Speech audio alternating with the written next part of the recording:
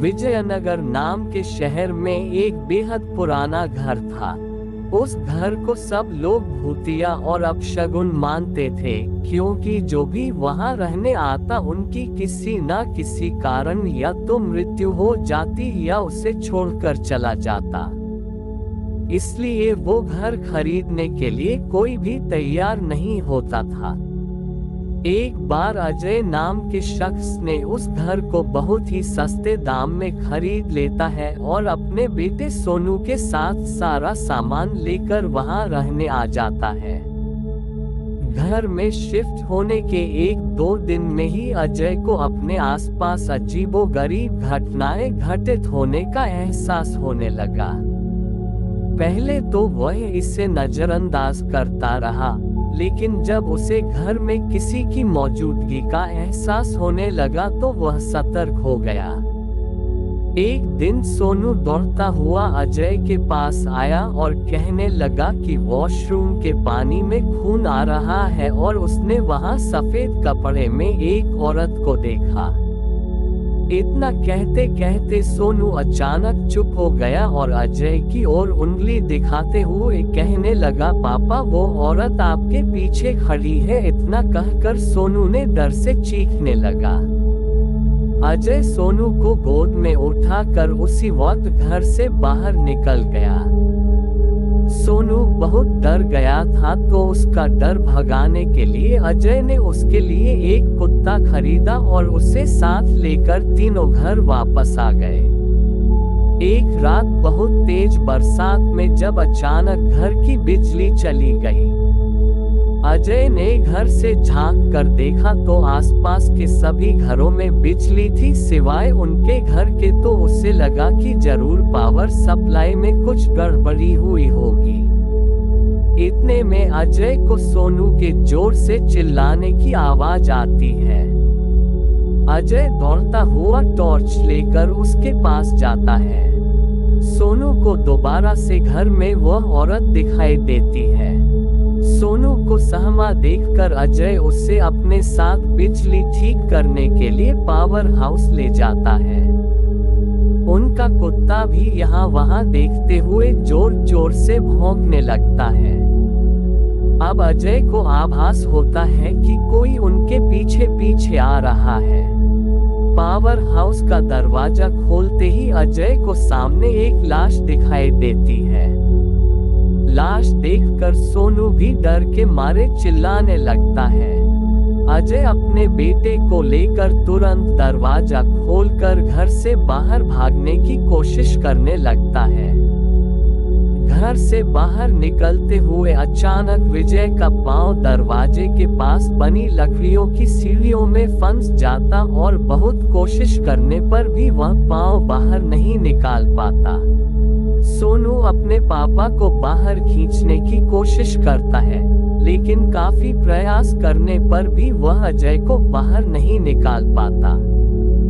कोई उपाय न सूझने पर सोनू अपने कुत्ते को लेकर वापस घर के अंदर चला जाता है और दरवाजा अचानक अपने आप बंद हो जाता है। वहां अजय भी करीब 15 मिनट तक कड़ी मशक्कत करने के बाद अपना पांव बाहर निकालने में सफल हो जाता है। अजय दौड़ता हुआ घर के अंदर जाता है और चारों ओर सोनू की तलाश करता है, लेकिन उसे ना तो मोनू और ना ही कुत्ते का कुछ पता चल पाता है। बहुत ढूंढने पर भी जब दोनों नहीं मिलते तो अजय हार मान लेता है और उनके दोबारा मिलने की आस में वहीं रहने लगता है। कुछ दिन बाद अजय बिजली की लाइन को ठीक करने के लिए एक इलेक्ट्रिशियन को बुलाता है, लेकिन घर में दाखिल होने से पहले ही वह दरवाजे से ही उल्टे पैर भाग जाता है। अजय के पूछने पर वह कहता है कि आपके घर में एक औरत, एक बच्चा और एक कुत्ते का भूत दिखाई दे रहा है। इलेक्ट्रिशियन की बात सुनकर अजय उदास हो जाता है। उससे एहसास हो जाता है कि अब उसका बेटा कभी लौटकर नहीं आएगा, जिसके बाद अजय वह घर छोड़कर चला जाता है और कभी लौटकर नहीं आता। इसलिए हमें कोई भी चीज खरीदने से पहले उसकी अच्छी तरह जांच पड़ताल कर लेनी चाहिए, नहीं तो आखिर में अजय की तरह पछतावे के अलावा कुछ नहीं मिलता। क्योंकि अजय के कम पैसों के मकान के लालच के कारण ही उसका बेटा उससे छीन लिया गया। लालच बुरी बला है। मैं उस डरावनी रात को कभी नहीं भूल सकता जिस रात मैंने अपना सबसे अच्छा दोस्त राजीव शुक्ला को खो दिया था। राजीव और मैं बचपन से ही एक दूसरे के साथ थे। राजीव मेरा दोस्त कम और भाई ज्यादा था। 10वीं कक्षा के बाद हम दोनों ने मुंबई के एक प्रतिष्ठित कॉलेज में प्रवेश लिया। हमारे लिए मुंबई शहर अनजान था, पर कुछ ही दिनों में हम उस शहर का चप्पा चप्पा जान गए थे, क्योंकि राजीव और मैं पूरे दिन गांव में बाइक से घुमा करते थे। हम दोनों रोज रोज उसी शहर में घूमकर बोर हो चुके थे। इसलिए एक रात हमने लॉन्ग ड्राइव पर जाने का फैसला किया। हमने बदलापुर गांव के जंगल में जाने का प्लान बनाया। हम बदलापुर गांव के जंगल में कभी नहीं गए थे, पर हमने सिर्फ इतना सुना था कि बदलापुर गांव का जंगल सिर्फ नाम का जंगल है, क्योंकि वह हरे भरे पेड़ों के सिवाय कुछ नहीं था। क्योंकि उस जंगल में जो भी जंगली जानवर थे वो शिकार के कारण खत्म हो चुके थे।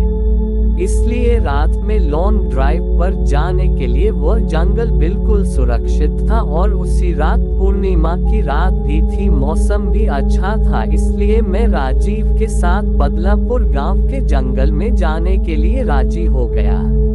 रात के 11 बजे हम बदलापुर गांव के जंगल में दाखिल हो गए। हमने जैसा सुना था वैसे ही जंगल का रास्ता मक्खन की तरह मुलायम था। हमारी बाइक हवा से बातें करने लगी थी। वाकई बहुत मजा आ रहा था, पर मुझे इस बात से हैरानी हो रही थी कि हम जंगल के इतने अंदर दाखिल हो चुके थे, पर तब भी हमें रास्ते में एक भी गाड़ी दिखाई नहीं दे रही थी। जंगल का पूरा रास्ता सुनसान पड़ा हुआ था। तभी रास्ते में हमें एक पुल दिखाई दिया। राजीव ने उस पुल के बीचों बीच बाइक रोक दी। वह अंग्रेजों के द्वारा नदी में बनाया गया 150-200 साल पुराना ब्रिज था। पुल के बगल में एक बड़ा सा बोर्ड लगा हुआ था और उस पर लिखा हुआ था सेंट जॉर्ज बुश। हम दोनों पुल पर गए और खड़े हो गए। पुल के नीचे से नदी बह रही थी और शीतल हवाएं चल रही थी। नदी के बहती हुई पानी में चांद दिखाई दे रहा था। इतने में दूर जंगल से भेड़िए की रोने की आवाज आई और पुल के ऊपर से बहने वाली हवाएं अचानक रुक गई। नदी का पानी थम सा गया और चांद एक काले बादल के पीछे गायब हो गया। तभी हमारे सर के ऊपर से एक चिड़िया भयंकर आवाज में चीखती हुई मंडराने लगी, मानो वो हमसे कह रही थी कि यहाँ से जल्दी से भाग जाओ। मैंने राजीव से कहा, राजीव यहाँ कुछ अच्छा नहीं लग रहा है। चिड़िया का चीखना मतलब हमारे चारों तरफ खतरा मंडरा रहा है। हमें जल्दी यहाँ से निकल जाना चाहिए। राजीव बोला, अरे भाई कुछ अशुभ नहीं होता, बस ये अंधविश्वास है। यहाँ खड़े रहो और चुपचाप नजारा देखो।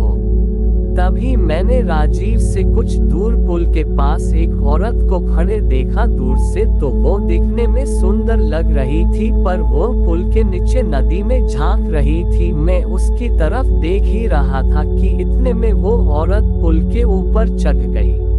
मैं बोला, राजीव अपने पीछे देख, वो औरत क्या कर रही है। राजीव ने पीछे मुड़कर देखा। वो औरत अभी भी पुल के रेलिंग के ऊपर चढ़कर नदी में देख रही थी।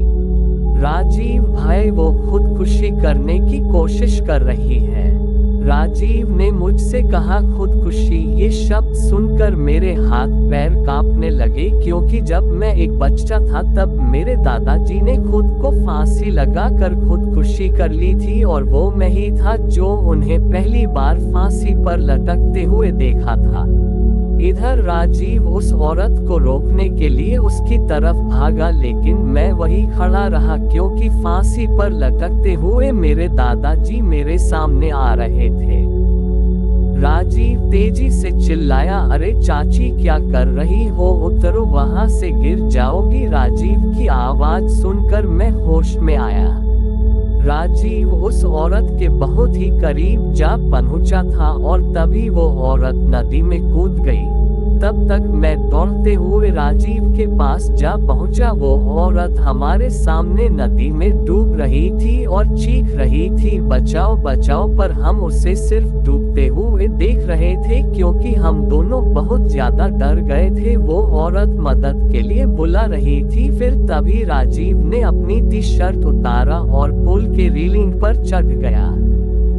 मैंने उसका हाथ पकड़कर उसे रोकने की बहुत कोशिश की, लेकिन वह नहीं माना। उसने मेरे हाथ से अपना हाथ छुड़ाकर उस औरत को बचाने के लिए नदी में कूद गया। राजीव नदी ने कूदते ही उसने अपने आसपास देखा तो उसे वह औरत कहीं भी दिखाई नहीं दे रही थी। उसने सोचा कि वह डूब चुकी होगी। फिर उसने गहरी सांसें ली और पानी के अंदर डुबकी लगाई। कुछ देर बाद वह पानी के ऊपर आया, लेकिन वह औरत कहीं नहीं दिखाई दे रही थी। मैंने आंखें बंद करके भगवान से प्रार्थना की, लेकिन जब मैंने आंखें खोली तो मेरे बगल में ही पुल की रेलिंग पर वही औरत बैठी थी जो कुछ देर पहले नदी में कूद गई थी। वह किसी जंगली जानवर की तरह पुल की रेलिंग पर बैठी हुई थी और नदी में राजीव की तरफ देख रही थी। मैं मन ही मन सोच रहा था कि तभी मुझे लगा कि ये औरत नहीं बल्कि एक चुड़ैल है और मैं डर के मारे कांपने लगा और जोर से चिल्लाया, राजीव। तभी वह चुड़ैल ने मेरे तरफ देखा और वह जैसे ही देखा मेरा सिर से पैर तक कांपने लगा। उसका चेहरा काला और आंखें पीली थी, माथे पर बड़ा सा कुमकुम था और नाक में बड़ी सी नथ थी। उसके नुकीले दांत उसके मुंह से बाहर निकले हुए थे और उसके नाखून जंगली जानवर की तरह लंबे और नुकीले थे। चुड़ैल, क्या हुआ, मुझे ढूंढ रहे हो? हंसते हुए बोली। राजीव पानी की सतह से हमें देख रहा था। उसे भी पता चल चुका था कि ये कोई औरत नहीं बल्कि ये एक चुड़ैल है। राजीव हमें चौड़ी आंखों से देख रहा था। मैंने सोचा अब ये चुड़ैल मुझे इसी पुल पर चीर फाड़ कर मार डालेगी और फिर मेरी कच्चे मांस को चबा चबा कर खा जाएगी, क्योंकि मैं अकेले ही उसके पकड़ में आ गया था और डर के मारे मैंने अपने पैंट में पेशाब कर दी। चुड़ैल, डरो मत, मैं तुम्हें नहीं उसे अपने साथ नदी में ले जा रही हूँ। जब मैं ये सुना तो मेरा दिल डर से दहल उठा। मैंने राजीव से चिल्लाते हुए कहा, राजीव जल्दी से पानी से बाहर निकलो, नहीं तो ये चुड़ैल तुम्हें पानी में ले जाएगी।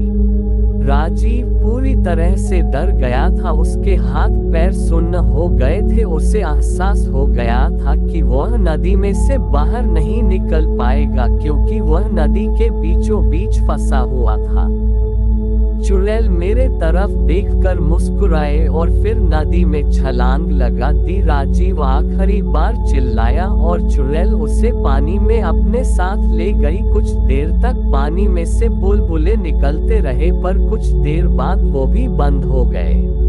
मैं आंखें फाड़ फाड़ कर नदी में देख रहा था और राजीव को पुकारता रहा और इतने में नदी के पानी में खून दिखाई दिया। मेरी आंखों में आंसू आ गए और मैं समझ गया कि उस चुड़ैल ने राजीव को मार दिया है। मैं वो सदमा बर्दाश्त न कर सका। मेरी आंखों के सामने अचानक अंधेरा छा गया और मैं उसी जगह पर बेहोश हो गया। जब मुझे होश आया तब सुबह हो चुकी थी। मैं 4-5 लोगों से घिरा हुआ था। पुल पर काफी सारे लोगों की भीड़ जमी हुई थी। लोग पुल के नीचे झांक कर देख रहे थे। मैं उठा और दौड़कर पुल के पास गया और देखा पानी में नदी के किनारे राजीव की लाश तैर रही थी। उस चुड़ैल ने बड़े ही बेदर्दी से राजीव के सीने से दिल निकाल लिया था। मेरा सबसे अच्छा दोस्त मुझे छोड़कर चला गया था। उस दिन मुझे बदलापुर गांव के लोगों से पता चला कि उस नदी में 100 साल पहले से किसी चुड़ैल का वास था। असल में हुआ ये था कि अंग्रेजों के जमाने में एक अंग्रेज अफसर ने मोहिनी नाम के एक औरत से छेड़छाड़ की थी। ये बात आसपास के हर गांव में फैल गई थी। इसी कारण मोहिनी से गांव की कोई भी औरत बात नहीं करती थी, क्योंकि सब लोग कहते थे कि उसकी पवित्रता नष्ट हो चुकी है। गांव के लोग उसे हर दिन ताने मारते थे। कुछ दिन बाद मोहिनी के पति ने भी उसे छोड़ दिया। तब मोहिनी अपने घर चली आई। बदलापुर गांव ही उसका मायके था, लेकिन वहां भी उसे बहुत सारी बेइज्जती झेलनी पड़ी। वह हर दिन लोगों के ताने सुनकर तंग आ गई थी। इसलिए एक दिन पूर्णमासी की रात मोहिनी ने बदलापुर गांव के सेंट जॉर्ज बुश से नदी में कूदकर खुदकुशी कर ली थी। मरने के बाद वह चुड़ैल बन गई और पूर्णमासी की रात मोहिनी उस ब्रिज पर आती थी और लोगों को इसी तरह कपट से अपना शिकार बनाती थी। बदलापुर गांव के कुछ बुजुर्ग लोग ये भी कहते हैं कि 100 पुरुषों या लड़कों का दिल खाने के बाद वह चुड़ैल फिर से एक सुंदर औरत बनने वाली थी। इसलिए वह सिर्फ पुरुषों और लड़कों को अपना शिकार बनाती थी और उनका दिल कच्चा चबा जाती थी। राजीव के मारने के बाद बदलापुर गांव के एस्ट जॉर्ज ब्रिज पर कभी भी वह चुड़ैल दिखाई नहीं दी। इसलिए बदलापुर गांव के लोग कहते हैं कि मेरा दोस्त राजीव ही उस चुड़ैल का आखिरी शिकार था और उसके बाद वह फिर से जिंदा और सुंदर स्त्री बन गई और अभी वह किसी आदमी के साथ सामान्य जीवन जी रही होगी। यह एक सच्ची घटना पर आधारित है। बहुत साल पहले की बात है। एक गांव में राजू नाम का एक अमीर आदमी रहता था। उसकी उम्र लगभग 34-35 साल थी। उसे जंगल में शिकार करने का बहुत शौक था। एक दिन वो एक घने जंगल में शिकार करने के लिए निकल गया। शिकार करते करते कब रात हो गई उसे पता ही नहीं चला।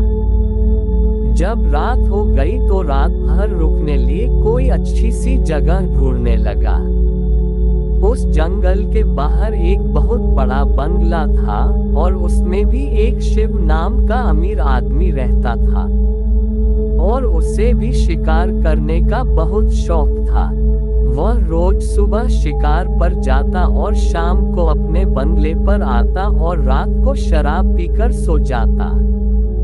रोज का उसकी यही दिनचर्या थी। उस बंगले का रखवाली करने के लिए एक नौकर रखा था जिसका नाम राम था। राम अपने परिवार के साथ उसी बंगले में रहता था। उसके परिवार में उसकी पत्नी और एक 16-17 साल की बेटी थी। उसकी पत्नी और बेटी खाना बनाने का काम करती थी और राम रखवाली का काम करता था। जब कभी उसके रिश्तेदार वहां रुकने आते तो ये तीनों उन लोगों की बड़ी लगन से सेवा भाव करते थे। शाम का समय था। राजू अंदर गया और देखा कि शिव आराम से बैठकर शराब पी रहा था। वह उसके पास जाकर वहां कुछ दिन रहने की आज्ञा मांगा। शिव हाँ बोल दिया और फिर दोनों मिलकर शराब पीने लगे। फिर ये दोनों अच्छे दोस्त बन गए और राजू कई दिनों तक वहीं पर रहा और ऐसे ही उनकी ऐसो आराम की जिंदगी चलने लगी। राम की एक 16-17 साल की एक बेटी थी। एक शाम उसका मालिक शिव और राजू शिकार करके दोनों वापस आए और नहा धोकर शराब पीने बैठ गया। पीने के बाद उन दोनों को इतना नशा लग गया कि राम की जवान बेटी पर अपनी गंदी नजर डालने लगे। वे दोनों उसके पास गए और उसके बेटी के कपड़े को फाड़ने लगे। उसकी बेटी जब डर के मारे रोने चिल्लाने लगी तो अपनी बेटी की आवाज सुनकर राम और उसकी पत्नी वहां उसको बचाने आए तो शिव ने उन दोनों को गोली मारकर वहीं पर उनकी हत्या कर दी और फिर ये दोनों उसके बेटी को नोच नोच कर अधमरा बना दिया और अंत में उसको भी गोली मारकर मार डाला। और तीनों की लाश को अपने बंगले के पीछे रातों रात दफना दिया। अगले दिन इस बात को किसी को भी भनक तक भी नहीं लगी। कुछ दिन के बाद शिव ने फिर एक राजेश नाम का नया नौकर रखा। राजेश जब पहले दिन बंगले पर आया और अपने काम में लग गया, किसी को कुछ भी पता नहीं चला कि इस बंगले के पुराने नौकर और उसके परिवार के साथ क्या हुआ और वो कहाँ चले गए। ऐसे ही कुछ दिन बीतने के बाद नया नौकर राजेश गेट बंद करके सोया हुआ था। तभी अचानक आधी रात को किसी की रोने आवाज आई और राजेश की नींद खुल गई। उसने एक हाथ में लाठी और दूसरे हाथ में टॉर्च लिया और गेट के पास जाकर बोला, कौन है वहाँ जो इतनी रात रो रहा है। उसने देखा कि गेट के नजदीक बैठी एक लड़की रो रही है। राजेश उसके पास गया और उसके सिर पर हाथ फेरते हुए कहा, बेटी रो मत, मेरे साथ अंदर चल। फिर वह लड़की अंदर आई। राजेश ने उससे पीने के लिए पानी दिया और पूछा, बेटी तुम कौन हो, कहाँ से आई हो और इतनी रात को अकेले इस घने जंगल में क्यों भटक रही हो। राजेश की इतनी बातें सुनकर वह लड़की और तेज तेज से रोने लगी। कुछ देर बाद वो शांत हुई और राजेश को बताई कि इस बंगले के पहले नौकर राम की बेटी है। फिर उसने ये भी बताया कि कैसे इस बंगले के मालिक शिव और राजू ने उसके माता और पिता को मार डाला और फिर अपनी प्यास बुझाने के लिए मेरे शरीर को नोच नोच कर मुझे भी मार डाला। फिर हम तीनों की लाश को इसी बंगले के पीछे दफना दिया। उस लड़की की इतनी सी बात सुनकर राजेश डर गया और उसके डर के मारे पसीने निकलने लगे। फिर थोड़ी देर बाद हिम्मत रखते हुए उससे पूछा, ऐसे कैसे हो सकता है, अगर तू मर गई है तो मेरे सामने कैसे बैठी है। राजेश की यह बात सुनते ही वह लड़की अचानक गायब हो गई और थोड़ी ही देर बाद उसी कमरे के दीवार पर उल्टा लटक गई। राजेश ये सब देखकर पूरी तरह से कांपने लगा। फिर अचानक वह लड़की राजेश के सामने आकर बैठ गई और बोली, चाचा आप डरिए मत, मैं आपके साथ कुछ भी बुरा नहीं करूंगी। उसकी बातें सुनकर राजेश का डर धीरे धीरे शांत हो गया और माथे पर आए पसीने को अपने गमछे से पोंछ लिया। फिर उसी रात को उस लड़की ने राजेश को वह जगह दिखाई जहां उन तीनों को दफनाया गया था। राजेश ने फावड़े से खोदकर उन तीनों ने अस्थियों को निकला और फिर उस लड़की से वादा किया कि वह उसका मालिक शिव और राजू के खिलाफ कोर्ट जाएगा और उस लड़की को इंसाफ दिलवा कर रहेगा।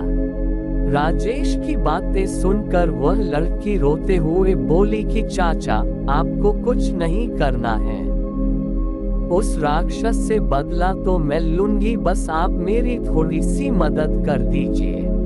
फिर क्या उस लड़की के बताए अनुसार राजेश ने बीमारी का बहाना बनाकर उस बंगले की नौकरी छोड़ दी और उस लड़की से किए हुए वादे के अनुसार उसके माता पिता के अस्थियों को जला दिया और उन दोनों के नाम पर पूजा पाठ भी करवाया।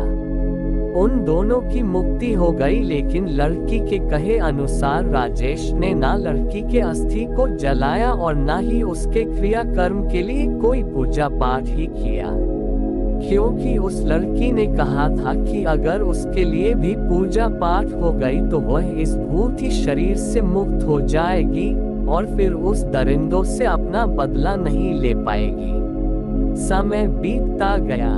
कुछ महीने बाद शिव ने फिर एक नया नौकर ढूंढने की कोशिश करने लगा, लेकिन उस बंगले में कोई दूसरा नौकर आने को तैयार ही नहीं होता, क्योंकि राजेश दिन रात वही घूमता फिरता रहता और नए आने वाले नौकर को उस बंगले की भूत वाला कहानी सुनाकर भगा देता। कभी कभी वह लड़की भी आने वाले नए नौकर को भूत बनकर रात के समय में अजीब अजीब आवाजें निकलकर डरा देती और वे डर के मारे भाग जाते। फिर दूसरे दिन रखवाली करने नहीं आते।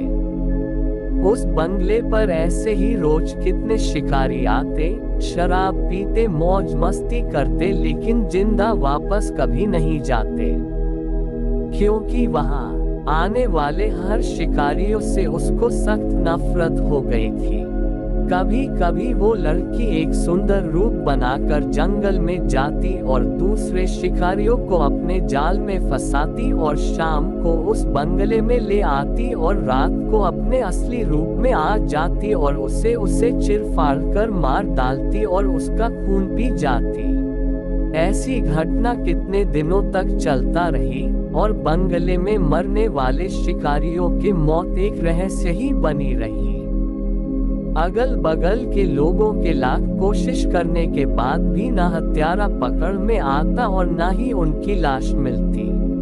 धीरे धीरे ये खबर आसपास के क्षेत्रों में फैल गई कि जंगल के पुराने बंगले में ठहरने वाले हर शिकारी की मौत हो रही है। 5-6 वर्ष बीत गए और अब वह बंगला खंडहर हो गया था, क्योंकि अब किसी में भी इतनी हिम्मत नहीं थी कि वहां रात को ठहरे। आखिर किसको अपनी जान की परवाह नहीं होती। ऐसे ही बहुत दिन बीत गया और वो भूतनी उसी बंगले में रहकर अपने हत्यारे का इंतजार करती थी।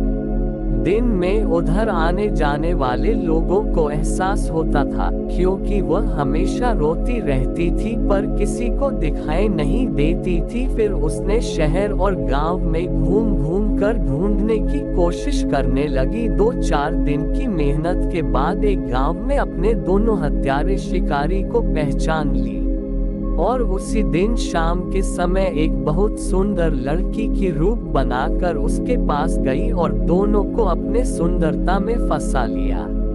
ऐसे उसने 2-3 दिन लगातार उन लोग से मिलती रही और पूरी तरह से अपने जाल में फंसा ली।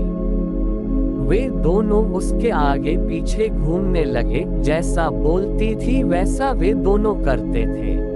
फिर एक दिन लड़की बोली, क्यों ना हम लोग किसी दिन जंगल में शिकार पर चले। वे दोनों बोले, ये तो बहुत अच्छी बात है, चलो। दोनों अच्छी तरह से उसकी माया जाल में फंस चुके थे।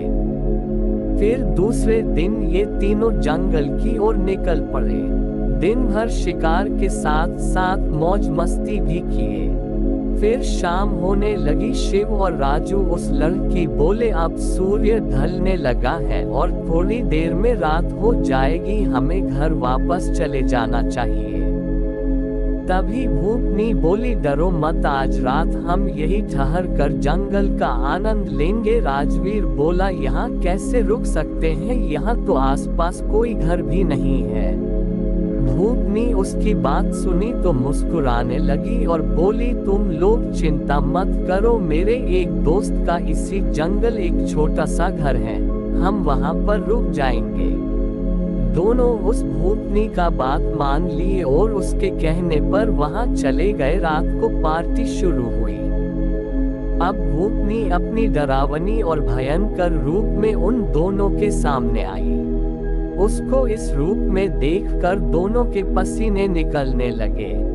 ऐसा रूप देखकर अच्छे की पैंट गीली हो जाती है। फिर वो क्या चीज थे।